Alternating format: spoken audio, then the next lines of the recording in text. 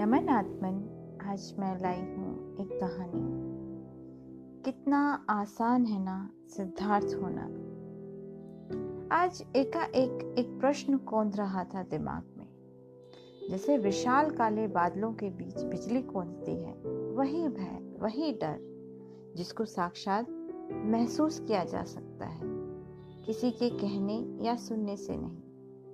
ऐसा प्रतीत हो रहा था जैसे मस्तिष्क की सभी नसों की लगाम बनाकर कोई पूरी ताकत लगाकर खींच रहा हो और दिमाग रूपी घोड़ा दौड़े जा रहा हो।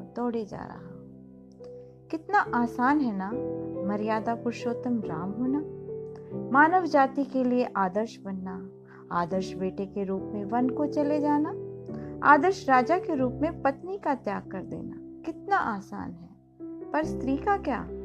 वह तो गाय बनकर जिस खूंटे से बांधी जाए बंध जाए, वन वन भटके, बच्चों का पालन पोषण करे। क्या फर्क पड़ता है स्त्री को? वह तो ममता की मूर्त है, उसे तो सबको माफ कर देना चाहिए। पर क्या स्त्री को दर्द नहीं होता? कितना आसान है ना सिद्धार्थ होना। सोती हुई यशोधरा और दूध मुहे नवजात राहुल को छोड़ जाना। कितना आसान है ना दिव्य ज्ञान की खोज में निकल जाना। कितना आसान है। पर जिस दुख का अनुभव करके शांति और ज्ञान की खोज में सिद्धार्थ निकले और गौतम बुद्ध बन गए, उन्होंने यह क्यों नहीं सोचा कि वह तो इन सब से मुक्ति पा लेंगे, पर पत्नी यशोधरा, उसका क्या होगा? वह कैसे संभालेगी राहुल को? बच्चे के मन मस्तिष्क में पिता की अनुपस्थिति पर उठते सवालों को बिलख बिलख कर रोते हुए सौम्या अपने पति की तस्वीर से यह सब बातें कर रही थी। जी हाँ, ये कहानी है सौम्या की। कितने बुज़दिल होते हो ना तुम आदमी। क्या तुम सबको भगोड़ा नाम देना सही नहीं रहेगा?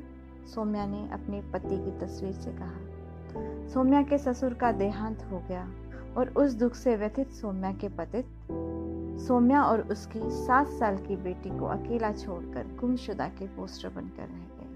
क्यों? पिता के जाने का इतना गहरा सदमा कि तुम खुद एक पिता हो यह भूल गए, और बिना यह सोचे समझे कि उस बाल मन पर क्या बीतेगी, तुम जिम्मेदारियों से मुंह चुराकर घर छोड़कर निकल लिए। क्या तुम्हारे दिमाग में यह नहीं आया कि तुम्हारे पिता अपने बीमारी की अवस्था से मुक्त हुए हैं? उन्होंने अपनी जिम्मेदारियां पूरी की थी। तुम्हारा बचपन उनकी उंगलियां पकड़कर बीता, उनकी गोद में कहानियां सुनकर बीता। तुम्हारी पढ़ाई लिखाई, जॉब और शादी तक सभी कुछ उनके मार्गदर्शन में हुआ। अपनी सभी जिम्मेदारियां पूर्ण करके बिना जी को भारी किए वे इस दुनिया से विदा हुए हैं। पर तुम, क्या तुम्हें बिना रीढ़ की हड्डी का इंसान कहना सही नहीं होगा?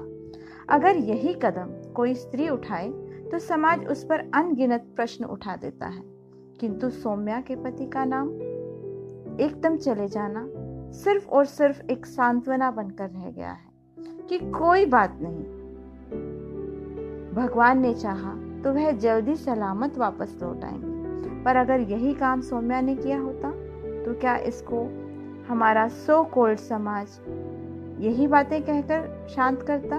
नहीं, वह कहता भाग गई होगी किसी के साथ, मुंह काला कर लिया होगा किसी के साथ। क्या यही एक प्रश्न उठा नहीं रह जाता?